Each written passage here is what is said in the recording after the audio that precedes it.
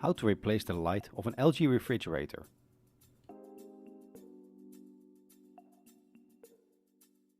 Use these tools.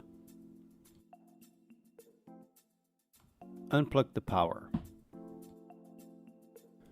To create working space, remove the shelves or any other obstacle.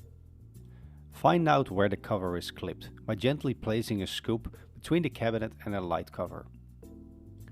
It is advised to purchase a light cover together with a new light strip, as it may be difficult to remove the cover without breaking it.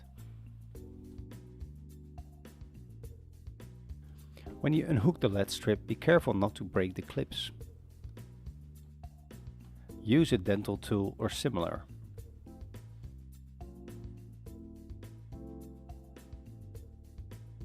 To reach the connector, gently pull it out.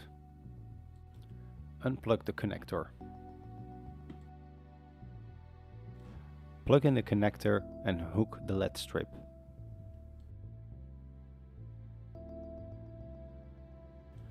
Put back the cover.